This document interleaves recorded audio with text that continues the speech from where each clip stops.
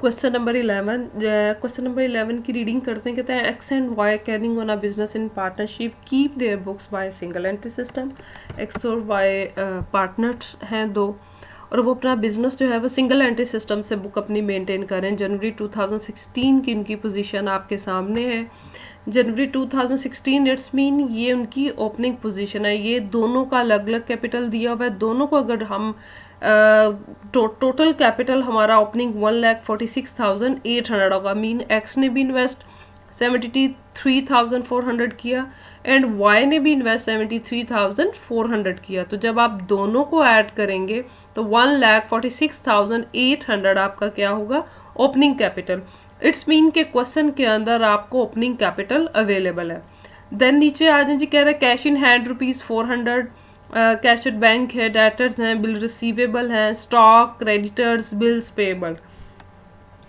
The partners have drawn ₹4,800 each. एक partner business में से 4,800 विदड्रॉ करता है। दो पार्टनर है तो आप इसको मल्टीप्लाई बाय 2 करेंगे। इट्स मीन कि आपका एक partner per month, the partner 4,800 each, अच्छा एक पार्टनर 4,800 पर एनम विड्रॉ करता है। इट्स मीन कि वो टोटल कितना विड्रॉ करते हैं, 9,600। And were entitled to interest on capital, वो 6% देते हैं, ठीक है। No interest was payable on drawing, drawing के ऊपर कोई इंटरेस्ट पे नहीं किया जा रहा है, it's okay. It was agree to depreciate plant and machinery at 10%। Plant and machinery को आप 10% से रिड्यूस करेंगे, फर्नीचर को 6% से करेंगे। अब आप अगर अपनी क्लोजिंग स्टेटमेंट देखें, यहाँ पे ना तो आपको प्लांट एंड मशीनरी दिया गया है और ना ही आपको फर्नीचर दिया गया है। तो अगर इसमें नहीं दिया गया तो कोई भी वरी होने वाली बात नहीं है, अंडरस्टूड है।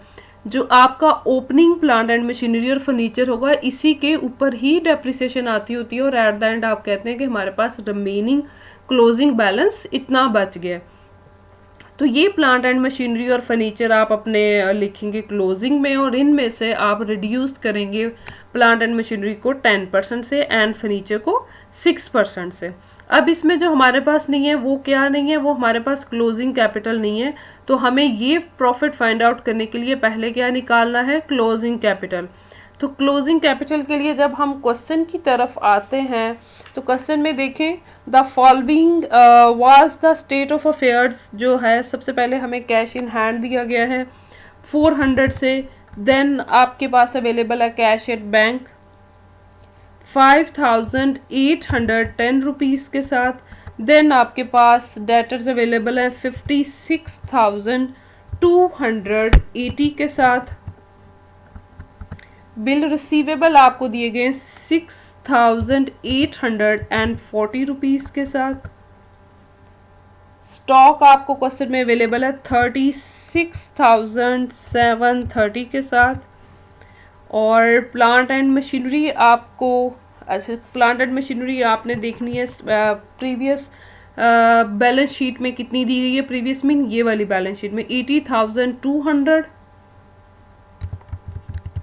इसको हम डेप्रिसिएट कर लेते हैं। उसके बाद फर्नीचर आपको दिया गया है 5,300 के साथ, जिसके ऊपर आपको एडजस्टमेंट करनी होती है, उसको ना हम इनर कॉलम में लिख लेते हैं, ठीक हो गया। उसके बाद हमें क्रेडिटर्स जो हैं वो अवेलेबल हैं, क्रेडिटर्स हमारे क्वेश्चन में अवेलेबल हैं 21,470 के साथ। एंड बिल्स पेएबल है हमारे 5,950 के साथ, ठीक है। ये डाटा हमारे पास अवेलेबल है।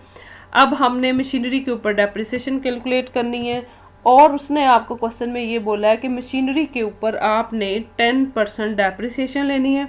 तो इसका 10% डेप्रिसिएशन लेके हमारा क्या आ जाएगा, 80-20, ठीक है। अब आपने क्या कर रहे हैं, 80,200 में से माइनस कर देना है 8,020। तो आपका जो रिमेनिंग प्लांट एंड मशीनरी वो रह गया 72,180 का। फर्नीचर आपको दिया गया है 5,300 से, और फर्नीचर के ऊपर उसने डेप्रिसिएशन आपको दी है 6%। अब हम 5,300 का 6% ले लेंगे। फर्नीचर के ऊपर डेप्रिसिएशन जो है प्लांट एंड मशीनरी, हाँ जी, फर्नीचर के ऊपर 6% है, तो वो हमारे पास आ गया 318। अब हम क्या करेंगे, अब हम 5300 में से 318 को लेस कर देंगे। 300 माइनस 318, तो हमारे पास 4982 रुपीज़ आ गए। 4982 रुपीज़, ठीक है। अब आप इस साइड का टोटल कर लें। सबसे पहले आपके पास है 400, 5810, 56,280, 6,840, 36,730, 72,180, 1080, ये भी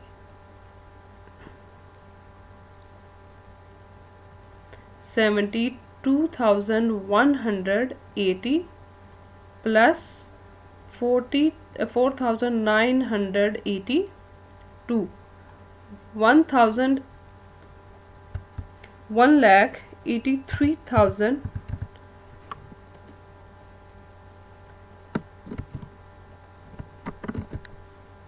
आया था, हाँ 222।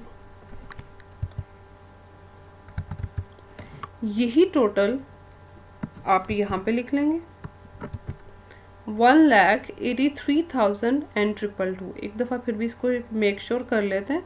टोटल को 400 plus 5810 plus 56,280 plus 6840 plus 36,730 plus 72,180 plus 4982, 183,220, 183,220।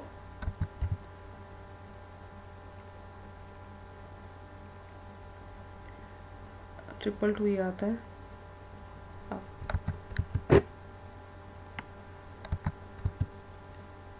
ये मैंने यहाँ पे 4980 लिख लिया ना, 4982 था। इस अब हम यहाँ पे आएंगे, इसमें से लेस करेंगे 21,470, 5,950, तो ये आ गया 1,55,000 और 802।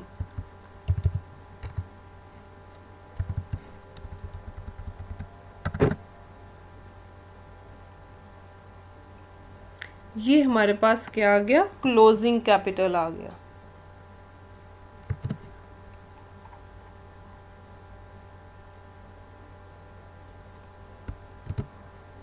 ठीक है, इसमें अब हमने ऐड क्या करनी है, ड्राइंग्स, और क्वेश्चन में हमारे पास ड्राइंग्स अवेलेबल है 9600, इन दोनों को हम ऐड करेंगे प्लस 9600, वो आ गया 1,65,000। ठीक हो गया। अच्छा जी, अब हमने इसमें से लेस करना है ओपनिंग कैपिटल। ओपनिंग कैपिटल हमें क्वेश्चन में था अवेलेबल 1,46,800, ये तो है अब आपका ओपनिंग कैपिटल। बट इसमें इंटरेस्ट ऑन कैपिटल भी दिया गया है, तो जो इंटरेस्ट ऑन कैपिटल है वो या तो ओपनिंग कैपिटल के ऊपर लिया जाता है या फिर आप फ्रेश कैपिटल के ऊपर लेते हैं। और इंटरेस्ट ऑन कैपिटल आपको उसने बोला है कि आपने 6% लेना। बिजनेस हमारा पूरे साल के लिए है, जनवरी में स्टार्ट किया था, एंड 31 दिसंबर है, तो वो 12/12 ही आ रहा है, वो आपस में कट जाएंगे। ठीक है, आप अगर ये ना भी लिखें तो कोई मसले की बात नहीं, लिख लें तो 12/12 है, वो आपस में कट जाएंगे। अब आप इसका 6% लेंगे, ठीक है, 1,46,800 का आप 6% लेंगे, वो आपके पास आ गया 8808 रुपीज़।